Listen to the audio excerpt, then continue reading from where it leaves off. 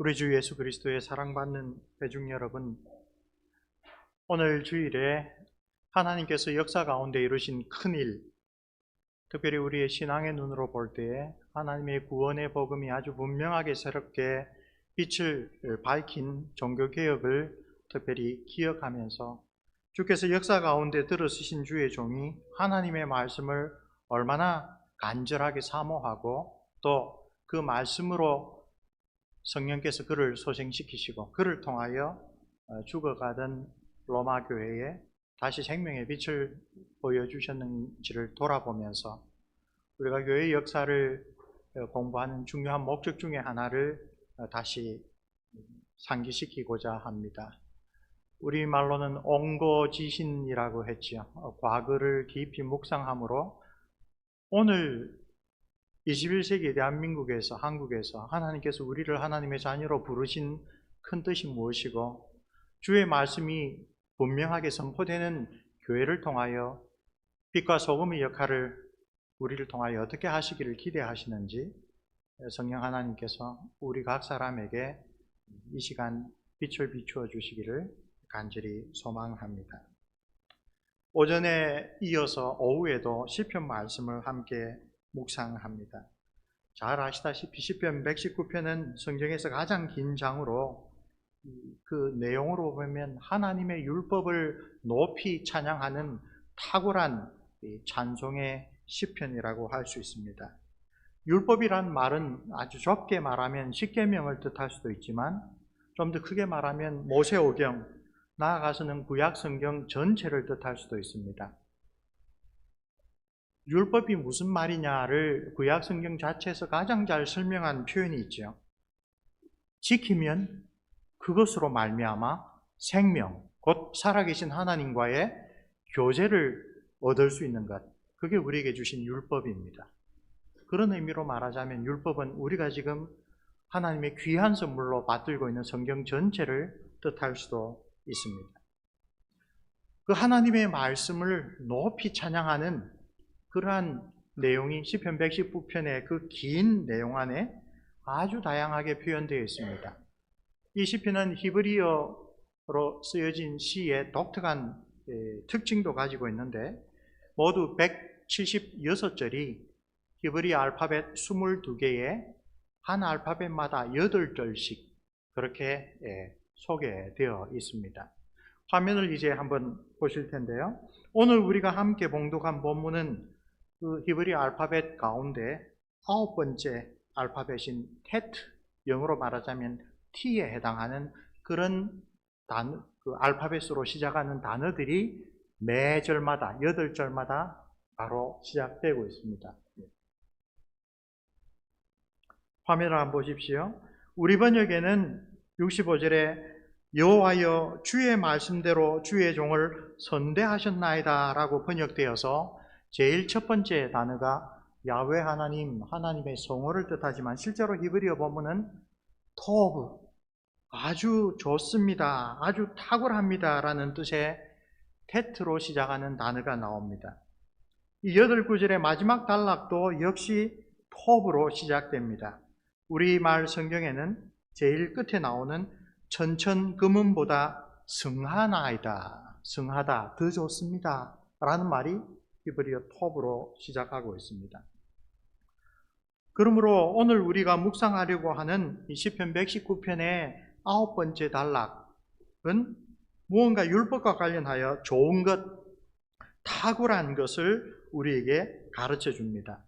그런데 이 8구절 가운데 놀랍게도 이 시인은 2번이나 고난당한 것이 내게 유익합니다 라고 번역된, 역시 탁월합니다, 좋습니다, 고난이 아주 탁월하고 뛰어나고 나에게 유익하다라고 그렇게 가르치고 있습니다. 오늘 우리는 특히 고난이 나에게 유익하였다, 고난이 토브, 참으로 좋았다라고 하는 이 구절들에 근거하여 종교개혁자 루트 선생이 말하는 하나님의 은혜로 구원받은 그리스도인이 어떻게 경건한 삶을 하나님이 부르실 때까지 이 땅에서 살아가는가, 성경이 가르치던 참된 복음주의적인 경건의 비결이 무엇인가? 더 나아가서 신학교에서 하나님의 말씀을 깊이 있게 가르칠 때 신학을 가르치고 또 배우는 아주 핵심적인 그런 요점들이 뭔가 함께 살펴보려고 합니다. 1539년에 1517년을 기점으로 하면 종교개혁이 시작한 지 22년이 되었을 때 그때까지 루터 선생이 써서 출판하였던 많은 저서들 가운데 독일어로 쓰여진, 그러므로 일반 성도들도 손쉽게 읽을 수 있는 그런 책들만 모아서 비텐베르크 편집판으로 출판을 하였습니다. 화면에 보이는 바로 저 책입니다. 이 기념이 되는 이 전집 출판에 루터 선생이 서문을 썼습니다. 그 서문에서 특별히 시편 119편 경건한 왕 다윗의 시편에서 루터 선생이 직접 배웠던 복음적인 신앙 성숙의 길, 종교개혁 이전에 그가 헌신하여 그 누구보다도 열정적으로 수행했던 수도 생활을 통한 경건의 길이 아니라 성경이 직접 가르치는 참된 복음적 경건의 길의 비결을 서문으로 써서 독자들에게도 소개하고 있습니다. 바로 이 시편 119편에서 복음적인 경건을 가르치는 지혜와 하나님의 말씀을 체계적으로 공부하는 올바른 방법을 자신이 배웠노라고 간증하고 있습니다. 과연 그것은 무엇일까요?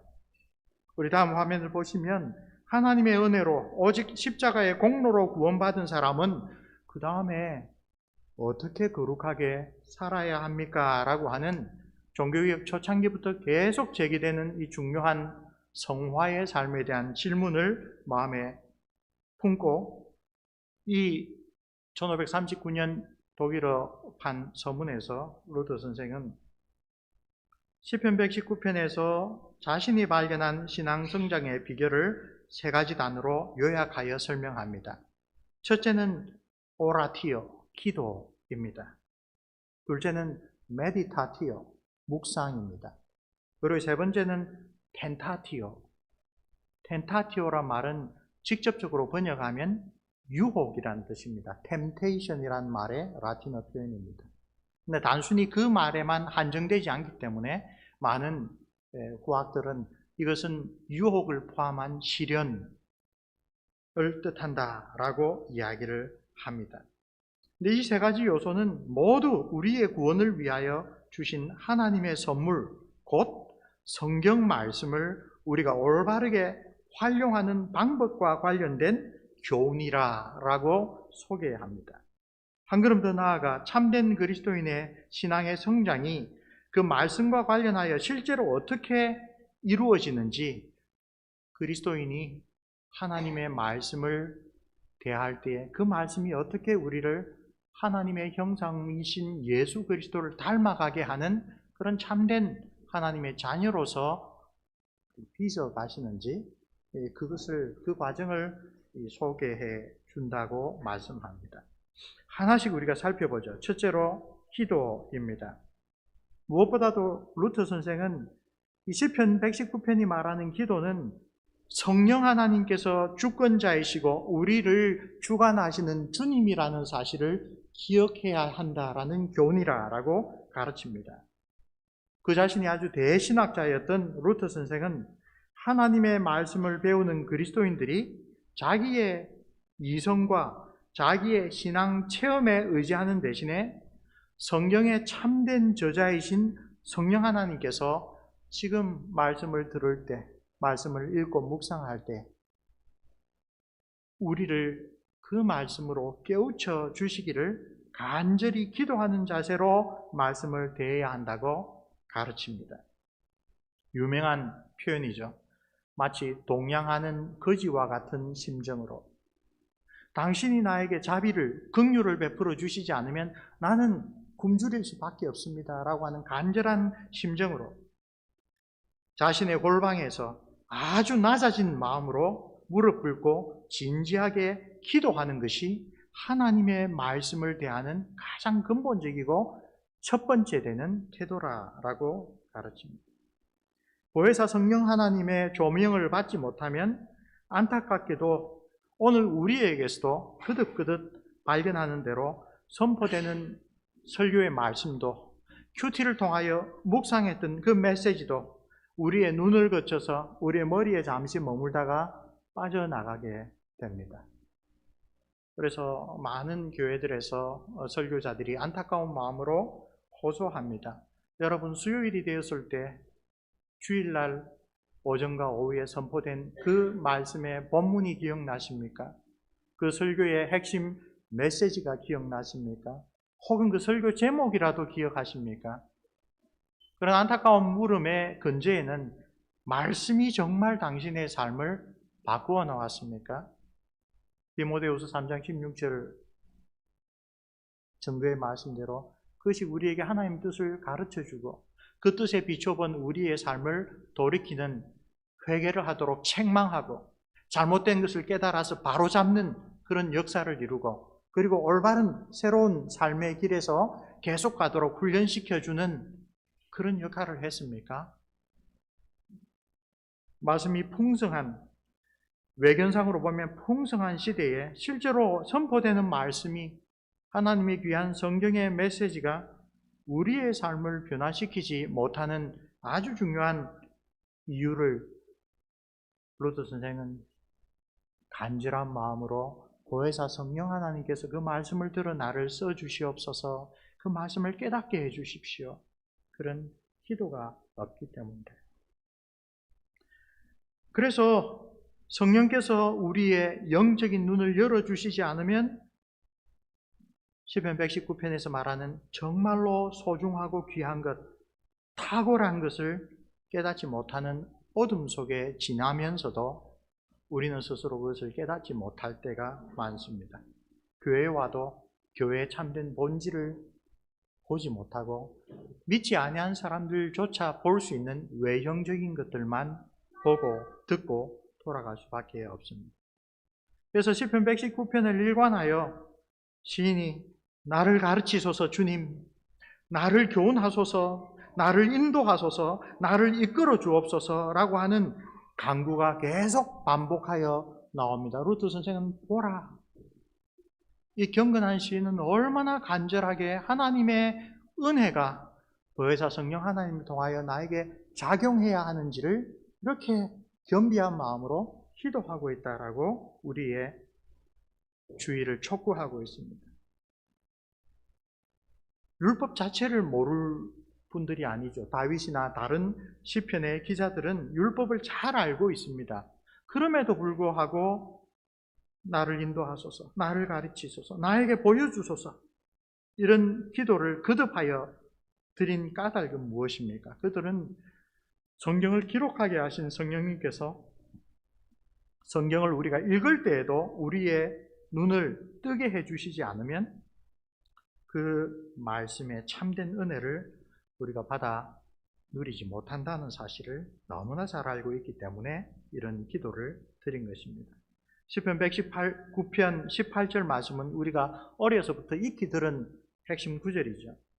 내 눈을 열어서 주의 율법에서 놀라운 것을 보게 하소서. 옛날 번역에는 기이한 것을, 주님께서 영안을 뜨게 해주지 않으면 결코 볼 수 없었던 그런 놀라운 것을 보게 해 주옵소서라고 기도하고 있습니다. 그러므로 루터 선생이 말한 이 첫 번째 요소, 오라티오, 기도는 우리가 아주 겸비하고 간절한 마음으로 우리의 삶 전체를 걸쳐, 평생에 걸쳐 성경을 배우는 학생들이 되어야 한다라는 것을 다시 한번 일깨워 줍니다.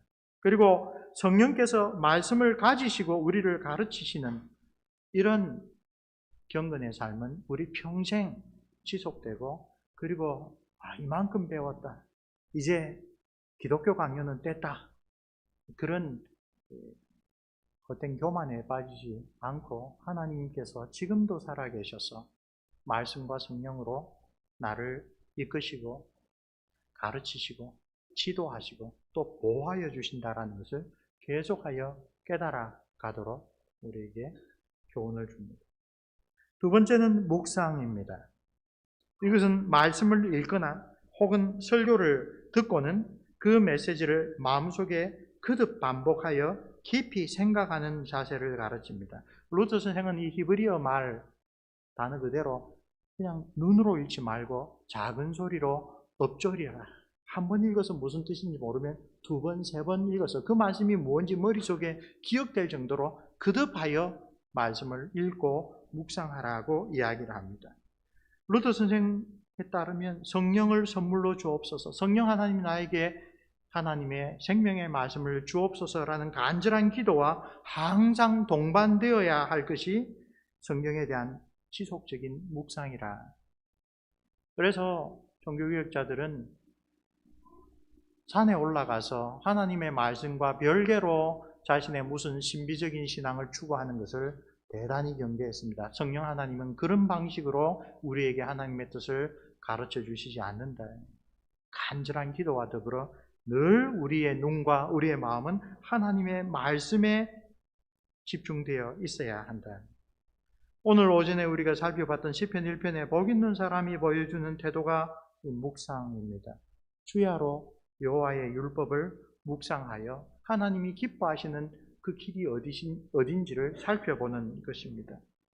로마서 12장 2절을 보면 너희는 이 세대를 본받지 말고 오직 마음을 새롭게 함으로 변화를 받아 하나님의 선하시고 기뻐하시고 온전하신 뜻이 무엇인지 분별하도록 하라는 사도 바울의 교훈이 있는데, 이게 묵상을 신약 성경적인 방식으로 우리에게 잘 소개해 준 말씀이라고 생각할 수가 있습니다. 성경을 많이 읽는 것 거기서 그치는 게 아니라 하나님께서 이 말씀을 주신 것이 무슨 뜻일까? 특별히 그 시대, 그 당대의 하나님의 백성에게 뿐 아니라 오늘 우리에게 이 말씀을 주신 뜻이 무엇일까? 하나님은 우리로 하여금 이 말씀을 묵상하여 성령 하나님께서 우리에게 빛을 비추어 주셨을 때에 우리가 당연하게 여기던 세상 사람들의 사고방식을 내가 어느 사이에 어떤 삶의 측면에서 지금 받아들이고 있는지, 그것이 하나님이 온전히 기뻐하시지 않는구나를 깨닫게 해주셨을 때, 그러면 우리는 이 삶의 영역에서 어떻게 살아야 하는지를 깨닫는 것, 그렇게 빛을 비추어 주시는 것, 선하시고 기뻐하시고 온전한 뜻이 무엇인지 분별하게 되는 것, 이게 묵상을 통하여 우리가 하나님께로부터 받는 은혜입니다.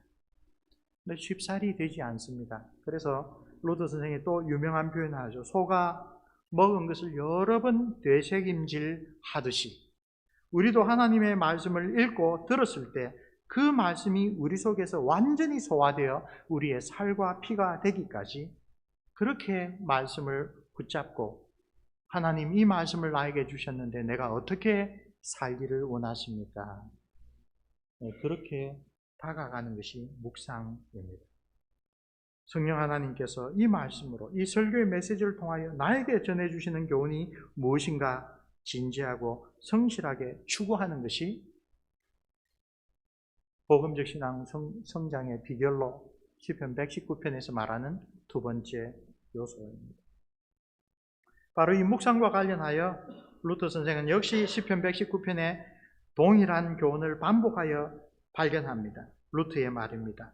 경건한 왕 다윗은 하나님의 말씀과 율례를 밤낮으로 말하고 묵상하고 전파하고 노래하고 읽고 듣는다고 자랑하고 있습니다. 하나님께서 우리에게 성령을 주실 때 그 기록된 말씀을 무시하지 않으시기 때문에 바로 그 말씀, 그 성경을 듣고 읽고 시작해야 한다라는 진리를 경건한 왕 다윗은 참으로 잘 알고 있었습니다. 그래서 그 말씀을 읽고 듣고 쓰고 노래하고 전파하라는 명령은 그냥 강조하기 위하여 반복되는 표현이 아니라 문자 그대로 이 경건한 하나님의 종들이 실천한 내용들이라고 루터 선생이 강조합니다. 모든 시대의 기독교회가 바로 이런 중요한 교훈을 거듭 반복하여 우리에게 일깨워주는 것을 우리가 교회 역사를 통하여 풍성하게 발견할 수가 있습니다. 오늘 우리가 봉독한 본문과 관련하여 특별히 관심을 기울일 것이 세 번째 요소입니다. 텐타티오, 유혹이라는 말입니다. 이 세 번째 요소가 아주 독특합니다. 루터 선생은 참된 그리스도인의 신앙은 반드시 텐타티오, 곧 시험과 유혹을 통하여 성장한다고 가르칩니다. 이 시험은 흔히 성도들에게는 다양한 형태의 고난으로 다가옵니다. 고난을 당하면 성도들은 자기 자신이 아니라 성경에 기록된 하나님의 약속들을 진지하게 의지하게 됩니다. 고난은 성도들로 하여금 이제껏 하나님을 잘 믿어왔다라고 자만했던 자기 자신을 돌이키고 회개하게 만들어 줍니다. 고난 속에서 성도들은 하나님의 말씀이 정말 내 영혼을 지탱하는 다시구나를 새롭게 체험하게 됩니다. 고난은 하나님의 말씀의 참된 효용을 깨닫게 해 줍니다. 성도들을 구원하시고 새롭게 해주시고 소생시켜 주시고 다시 활력을 얻게 해주시는 그런 하나님의 살아있는 말씀이라는 것을 놀랍게도 고난을 통하여 체험한다라고 하는 것이 시편 119편의 교훈이고, 거기서 놀라운 깨달음을 얻었던 것이 종교개혁자 루터 선생의 교훈입니다. 1532년에 어느 날 밤 동료들과 제자들과 함께 식탁의 대화를 나누면서 루터 선생은 하나님의 말씀을 배우는 것은 마치 의학을 배우는 것과 같아서 체험을 통하여 평생에 걸쳐서 배우는 것이다 라고 수레를 합니다. 이건 좀 이해할 필요가 있습니다. 오늘날과 달리 16세기의 의학은 고대 로마와 그리스의 의학 책들로 학교에서 배웁니다. 그리고 성실한 의사들은 개업을 하여 임상에 들어가면 책과 현실이 엄청나게 다르다라는 것을 곧장 깨닫게 됩니다. 그것을 비유하여 신학을 배우는 것, 하나님 말씀을 배우는 것도 책을 통하여 지식을 얻는 것으로 끝나지 않고 그야말로 그 말씀을 들고 삶의 현장에 나갔을 때 부딪히는 무수한 체험들을 통하여 하나님의 말씀이 정말 무엇인지를 바르게 깨닫는다라고 강조한 것입니다.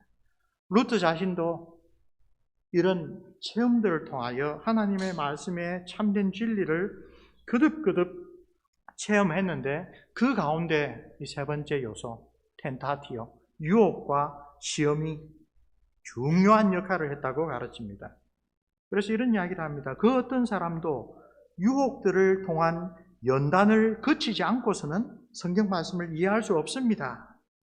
그리고 자신의 체험을 성경의 가르침으로 확인하면서 이 시편 119편의 경건한 시인이 66절에서 하신 말씀, 내가 주의 계명을 믿었사오니 명철과 지식을 내게 가르치소서라고 했는데, 이 명철이라고 번역된 히브리어 단어는 taste, 맛을 뜻합니다. 우리 입으로 맛을 봐야 하는 것은 체험적인 지식, 체험적인 지혜를 말합니다. 시인이 구하는 것은 직접 체험한 것을 바탕으로 한 분명한 지식을 말합니다. 그리고 그 체험은 67절에 그 다음 절에 가르치기를 고난을 통한 체험입니다. 고난 당하기 전에는 내가 그릇 행하였더니 이제는 주의 말씀을 지키나이다. 여기서 고난은 시련과 환난을 뜻합니다. 한 걸음 더 나아가서 시련과 환난을 통하여 내가 이때까지는 하나님의 그 깊은 뜻을 너무 가볍게 알았구나. 나는 잘 믿는다라고 생각했는데 하나님이 내게 요구하시는 것은 우리 주님을 바라보라는 것이었구나. 아주 낮아진 마음, 겸비해진 마음, 간절한 마음을 가리킵니다. 신앙의 성숙에 있어서 시험과 환난이 얼마나 중요한 역할을 하였는지 이 시편 119편의 시인의 고백을 한번 따라가 봅시다. 고난 당하기 전에 이 성도는 그릇 행하였습니다. 곧 하나님의 형상으로 지음받은 자신의 존재의를 망각하고 죄 가운데 빠져 하나님이 나에게 어떤 소명을 주셨는지 그것을 잊어버리고 등한시하며 살았습니다. 선행을 실천하는 삶에서 많이 멀어져 버렸습니다. 세상 사람들이 다 좋다고 인정하는, 그러나 하나님 앞에서는 잘못된 견해를 그냥 받아들였습니다. 다른 교회 보니까 다 그렇게 믿고 살더라. 기준이 하나님의 기준이 아니라 사람의 기준으로 떨어져 버렸습니다. 자신의 영혼에 정말로 필요한 것이 있는데 하나님께서 말씀과 성령으로 우리에게 그것들을 가르쳐 주시려고 하는데 우리는 거기에 더 귀를 기울이지 않고 이 정도면 됐다라고 생각하며 살아갔습니다. 그런 삶이 지속되면 결국은 하나님을 잊어버렸고 불경건과 이 세상 정욕을 따라 살아가는 삶이 우리의 경건을 알게 모르게 크게 좀먹어 갑니다. 그런데 하나님께서 그를 불쌍히 여기시사 고난을 겪게 하셨고 그 고난을 통하여 다시 하나님의 말씀을 진지하게 찾게 하는 그런 겸비한 태도로 돌아오게 하셨습니다. 고난이 다시 나를 살려서 잠들어 있던 내 영혼을 다시 일깨워서 하나님을 바라보며 하나님의 생명의 길로 돌아가게 하였다라고 이 시인은 고백합니다. 사랑하는 성도 여러분, 바로 이 성도, 이 시인의 고백처럼 고난이 때때로 하나님의 자녀들에게는 커다란 은혜의 방편으로 작용합니다. 고난을 통하여 우리의 어떤 잘못이 교정됩니다.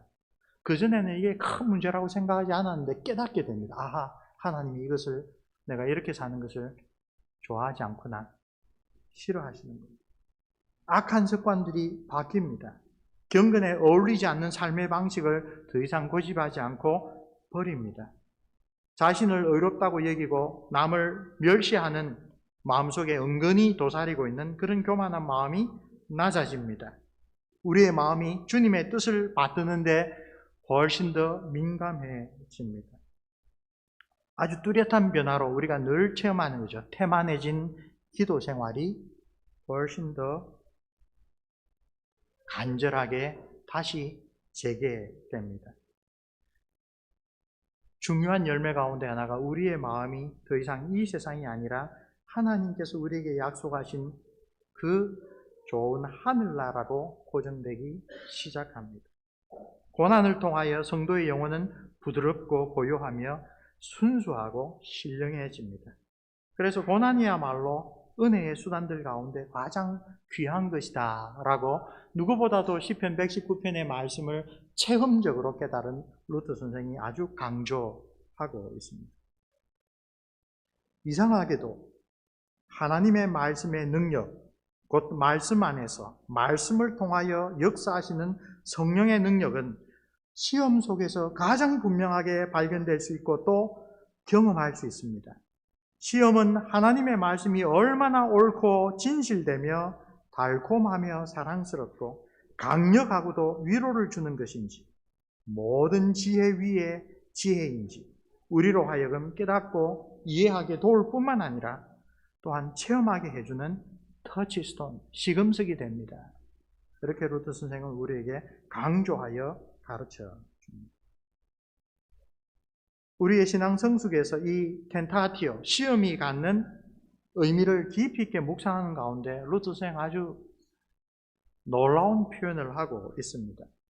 모든 그리스도인들에게 신앙 성장을 위하여 꼭 필요한 세 스승이 있는데, 첫째로 하나님의 말씀인 성령, 그 말씀을 기록하시고 그 말씀을 깨우쳐 주시는 성령 하나님, 성경과 성령이라는 두 스승 다음에 마귀가 세 번째 스승이라고 이야기를 합니다. 대단히 역설적인 표현입니다. 마귀는 최상의 신학 스승이다. 사단이 그리스도인에게 경건을 가르치는 스승이라는 이 말은 문자적으로는 이해할 수 없는, 그러나 그 속에 담겨있는 그 소중한 통찰력을 가지고 있는 표현입니다. 역설적인 표현인 까닭은 마귀는 결코 좋은 의미로 우리에게 신앙의 스승은 되지 않습니다. 오히려 사단의 의도는 언제나 단 한 차례의 예외도 없이 우리의 신앙을 망쳐 놓으려고 하는 것입니다. 그러나 하나님의 섭리 아래에서 사단은 실제로 우리의 신앙 성숙에 중요한 역할을 합니다. 루트의 말입니다. 마귀는 평범한 한 목사를 인생이라고 하는 학교에서 참된 신학 교사로 바꾸어 놓습니다. 마귀는 신학을 배우는 학도들에게 교회에서 어려운 시간을 겪게 함으로써 진정한 신학자로 변화시켜 놓습니다. 그러므로 신학 훈련은 영적인 전쟁, 즉 교회 안에서 그리스도와 사단 사이의 전투를 내포하고 있습니다. 교회 안에서의 갈등은 신학을 배우기 위한 맥락입니다. 이 성경에 근거한 루트의 체험적인 고백입니다. 교황주의자들이 나를 무너뜨리기 위하여, 나를 없애기 위하여 얼마나 많은 거짓말과 조롱과 모욕과 협박과 위험을 가했는가. 그런데 놀랍게도 성령 하나님께서는 바로 그런 시험과 시련 속에서 나를 그들과 맞서는 일을 하다 보니 훌륭한 하나님의 말씀의 종으로 변화시켜 놓았다. 그런 고백을 하고 있습니다. 오늘 본문 69절과 70절도 바로 그 사실을 가르치죠. 성도는 고난 가운데 있습니다. 그 고난은 종종 우리의 원수가 우리를 미워하기 때문에 일어납니다. 신앙의 스승이라고 이야기를 했지만 마귀가 하는 일은 항상 우리를 미워하고 우리를 넘어지게 하는 일입니다. 교만한 자가 거짓을 지어 나를 치려합니다. 온갖 종류의 서로 관련도 없는 트집과 비난과 꼬투리를 들어 나를 조롱하고 비난하고 또 고소합니다. 70절에 저희의 마음은 살쪄 지방 같으나. 우리는 하나님 앞에 우리 자신이 죄인이고 부족한 자를 깨닫는데 이 사람들은 그런 영적인 감각이 없습니다. 둔감합니다. 하나님을 경외하고 이 세상에서 거룩한 나그네로 사는 사람들을 조롱합니다. 그리고 자기들은 세상에서 떵떵거리고 삽니다. 심지어 성도들이 그런 모습을 보고, 심지어 교회 안에서도 그런 모습을 보고 시편 73편의 기자처럼 하나님, 이 세상이 돌아가는 걸 보니, 심지어 하나님의 나라 구약의 이스라엘 백성들을 보니, 교회를 보니 내가 정말 하나님이 계신지, 하나님이 역사하고 계신지 내 믿음을 거의 잃어버릴 뻔했습니다. 그들은 살 때도 편안하게 살고 죽을 때도 걱정 없이 죽고 경건하고 거룩하게 하나님의 말씀을 지키며 사는 사람들을 오히려 조롱하고 있습니다. 이게 어떻게 된 일입니까? 하나님께서 그 성도를 성전에 인도하셔서 하나님은 살아계신다라는 그 믿음을 다시 회복시켜 주셨죠. 심지어 교회 안에서조차 종교개혁 당시에 하나님의 말씀의 종들을 그야말로 죽일 듯한 원수로 대한 것은 이슬람교도도 아니었고 불신자도 아니었습니다. 같은 하나님을 믿노라 하는 로마 교회의 지도자들이었습니다. 교회 안에서조차 그리스도와 사탄의 전투가 있습니다. 그런 것을 통하여 신학은 내가 열심히 성경 읽고 내 능력대로 하나님 뜻대로 순종하며 살면서 이루어지는 것이 아니구나라는 것을 새롭게 깨닫습니다.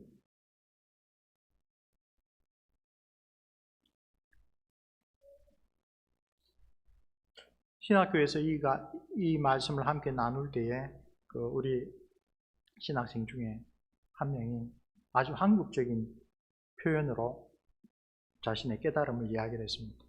교수님, 만약에 사단이 신앙의 스승인데 그것이 결국 하나님의 섭리 가운데 성령께서 우리를 대적하는 원수들이 우리를 괴롭히고 우리를 무너지게 하려고 노력을 했으나 그것이 오히려 전화위복이 되었다는 것은 부처님 손에 손오공이네요.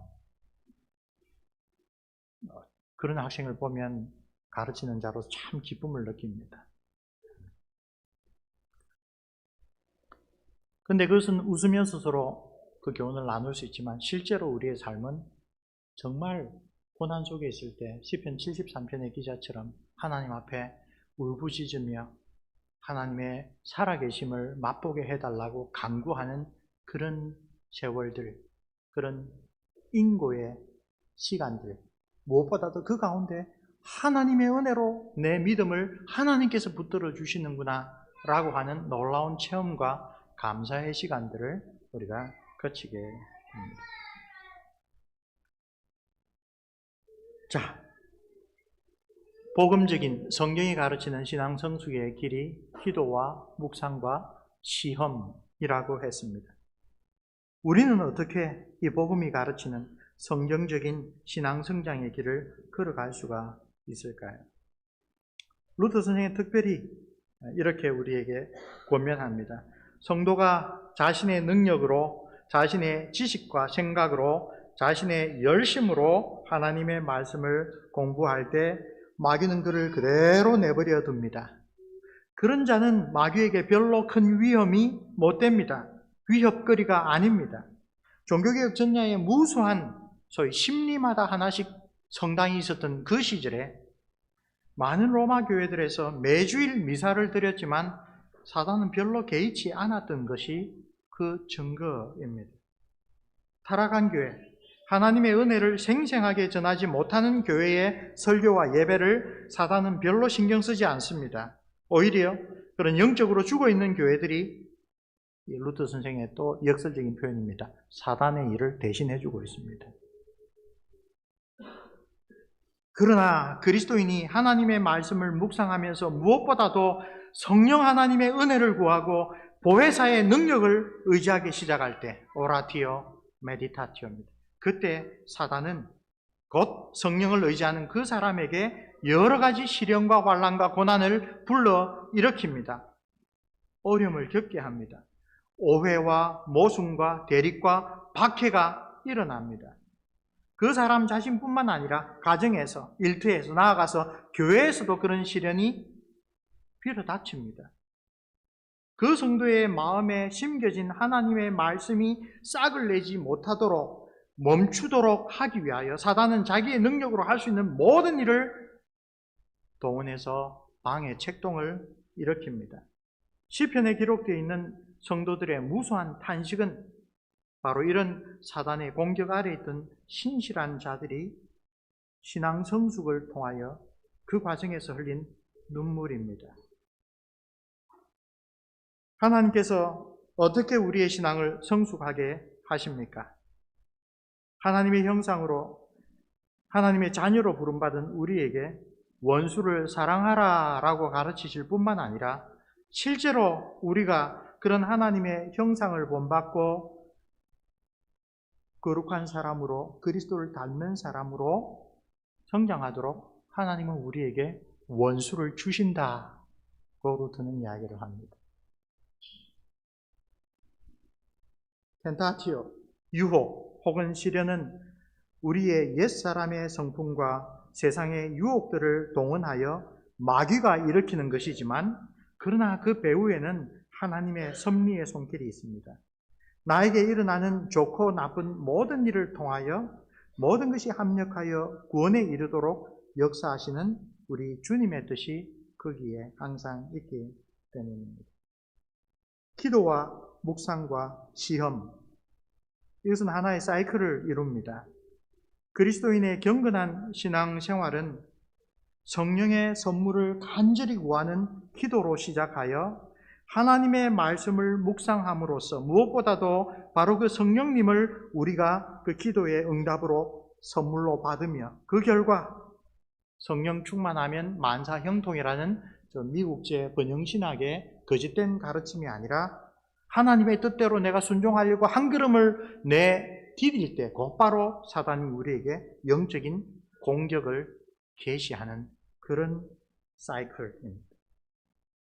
그리고 그 고난에 직면하여 다시 한번 자기를 의지했을 때 영락없이 넘어져 버리는 우리 자신을 보고 내가 작은 일 하나에서부터 내 자신을 의지하는 인간적인 잘못된 태도를 보이고 성령 하나님께 나의 삶의 모든 주도권을 내어드려야 되겠구나를 평생에 걸쳐서 반복하여 배워가는 그러한 과정입니다.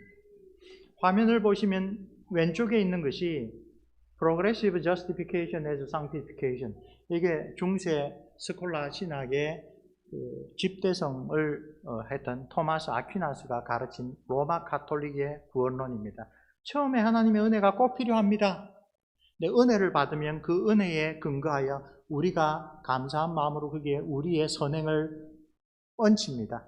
그러면 하나님이 그걸 보고 기특하다 해서 한 차례 더 좋은 은혜를 주십니다. 그러면 한 계단 올라가서 그 새로 받은 은혜에 근거하여 또 새로운 순종으로 새로운 공로를 쌓습니다. 그런 식으로 한 단계 한 단계 계속 올라가면 급기야 하나님께서 야 이만하면 너 천국에 들어와도 되겠다. 그때서야 비로소 칭의를 내려주신다고 이야기를 합니다.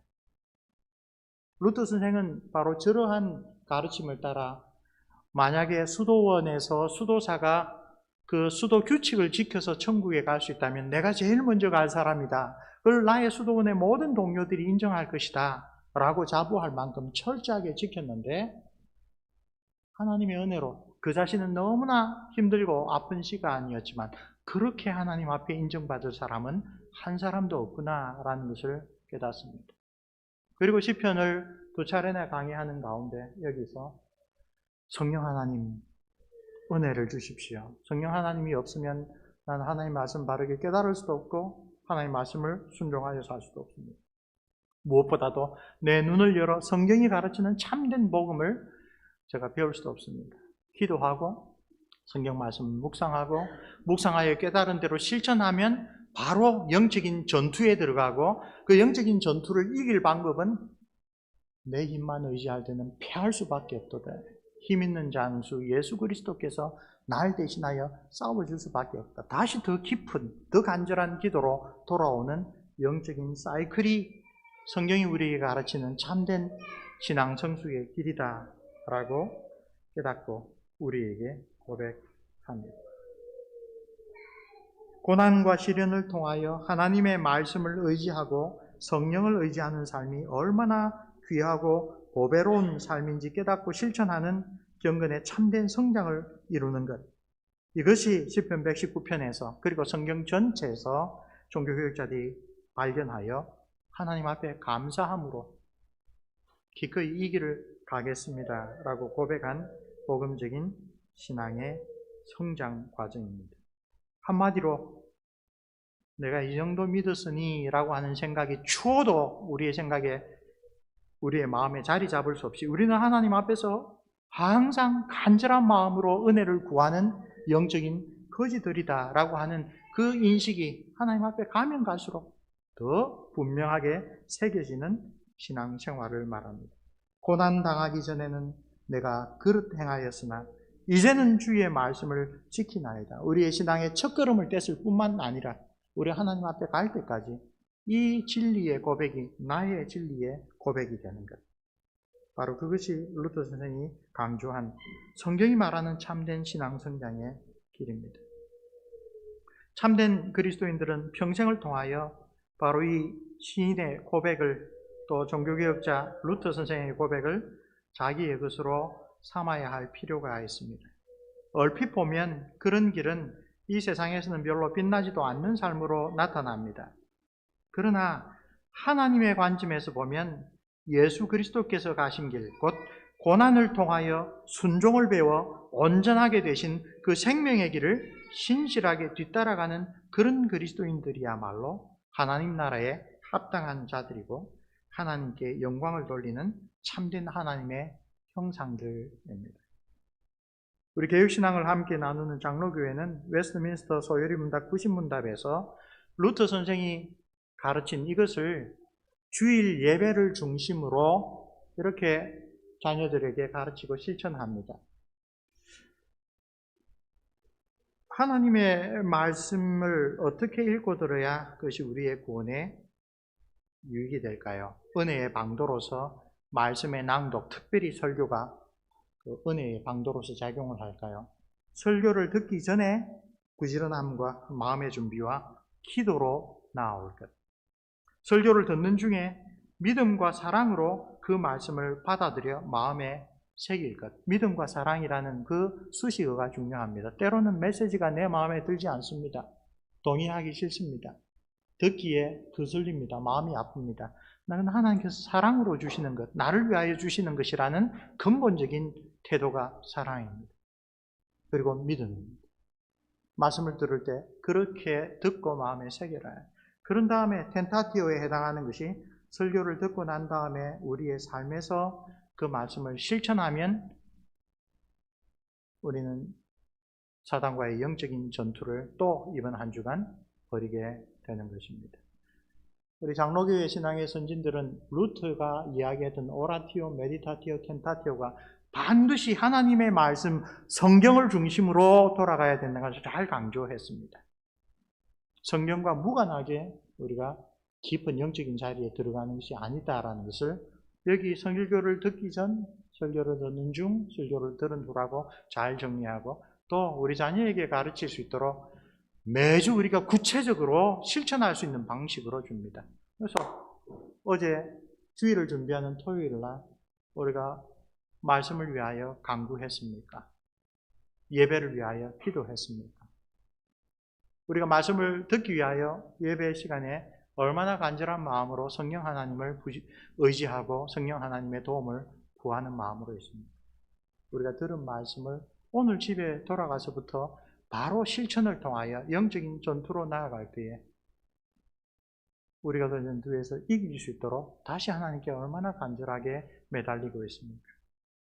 아주 부끄러운 고백입니다만 목사이자 신학교수로서 저는 이 텐타티오를 늘 고민합니다. 늘 체험합니다. 교회에서 참 하나님 은혜로 좋은 말씀을 함께 나누고 집에 가면 부부싸움을 합니다. 뭔가 하나님께서 우리에게 은혜를 주셨을 때는 사단은 우리와 달리 대단히 성실합니다. 결코 그대로 두지 않습니다. 그래서 스코틀랜드 언약교회에서 목회하신 선배 목사님의 이야기로는 내가 별로 하나님 앞에 잘한 일이 없는데 좋은 일이 생기면 그 스코틀랜드 언약 장로교회 성도들은 예수 그리스도의 은혜를 당연히 생각하면서도 누군가 날 위해 기도한 게 아닌가 그렇게 생각을 합니다. 하나님 앞에 잘한 일이 없는데도 계속 큰 환난과 시련이 없으면 번영신학을 가르치는 사람들처럼 축복받았다 생각하지 않고 마귀가 나를 그대로 둬도 괜찮을 정도로 내가 살아가고 있지는 않은가 그렇게 진지하게 반성을 하기도 합니다. 개인 차원뿐만 아니라 가정과 교회에서도 하나님께서 우리 교회에 많은 은혜를 주셨는데 우리가 그 은혜에 보답하는 어떤 하나님이 기뻐하시는 일을 위하여 합심하여 기도하고 있고 함께 정성을 모으고 있고 함께 하나님께서 주신 지혜로 서로 의견을 나누고 있는 거. 그런 일이 없는데도 계속 편안하게 산다면 이게 정상인가? 그렇게 돌아보는 그런 마음을 우리 개혁주의 신앙의 선진들은 참 진지하게 자신의 삶에 적용하며 살았습니다. 디모데후서 3장 12절의 사도 바울은 무릇 그리스도 안에서 경건히 살고자 하는 자는 핍박을 받으리라. 무릇이란 말이 뭡니까? 이게 일반적인 법칙이라는 겁니다. 예외가 있겠지요. 그러나 하나님 앞에 경건히 살고자 하면 우리의 원수 마귀가 결코 우리를 그대로 두지 않는다라는 그러한 성경적 교훈을 깔고 있습니다. 하나님은 각 사람마다 다양한 방법으로 우리나 각 사람들마다 사단이 보기에 가장 효과적인 방식으로 우리의 잘못과 연약함을, 약점을 끊임없이 지적합니다. 질병으로, 낙담으로, 혹은 재산을 잃거나 사랑하는 사람을 갑자기 잃어버리는 일로 믿었던 친구들이 신실하지 못한 태도를 보여서 깜짝 놀라는 그런 일, 나를 싫어하는 사람들의 악의에 찬 반응으로 혹은 가정사의 문제들, 갑자기 남편이나 아내나 자녀들이 믿음을 잃어버리거나 혹은 전혀 예상하지 못한 그런 반응을 보일 때, 그릇된 행실을 나타낼 때 사단이 우리를 괴롭히는 것이지만 실제로 성령님께서 그런 일들을 통하여 우리의 마음을 두드리십니다. 그때마다 우리는 바르게 깨달아야 합니다. 그런 경건의 시련을 겪는 것은 주님께서 영생의 씨앗을 내 마음에 심으시고 그 열매를 맺게 하기 위하여 굳어져 있는 내 심령을 갈아엎기 위하여 나로 하여금 겪게 하시는 일이다. 사랑하는 성도 여러분, 그러므로 오늘 우리도 시편 119편 본문의 말씀처럼 고난당한 것이 나에게 유익이라. 그 좋은 일입니다. 탁월한 일입니다. 왜 그렇습니까? 이로 인하여 내가 주의 율례를 배우게 되었나이다. 이런 보배로운 신앙 고백을 진심으로 우리의 삶에서 거듭하기를, 그리하여 하나님의 은혜를 더욱더 간절히 구하는 경건한 삶에 우리 함께 헌신하기를 기원합니다. 우리 화면에 함께 드릴 기도의 제목들을 두 가지 나누도록 하겠습니다. 보혜사 성령 하나님, 우리의 영안을 밝혀주시고 하나님 우편에 계신 우리 주님을 바라보는 마음을 주옵소서. 말씀과 성령으로 우리를 인도하셔서 간절한 기도와 말씀 묵상, 그리고 그 말씀을 우리의 삶에서 실천할 용기와 굳센 의지를 우리에게 불어넣어 주옵소서. 우리의 삶에서 겪는 역경과 고난 가운데 더욱 하나님을 의지하게 하시고 영혼을 살리는 은혜를 더 간절하게 간구하게 하옵소서. 내 힘과 의지가 아니라 내 안에 거하시는 성령의 능력과 인도하심을 따라 옛사람을 버리고 새 사람으로 살아가는 영생의 삶을 이번 주에도 주님의 은혜로 간절하게 체험하게 하옵소서. 우리 주 예수 그리스도 이름으로 기도합니다. 아멘.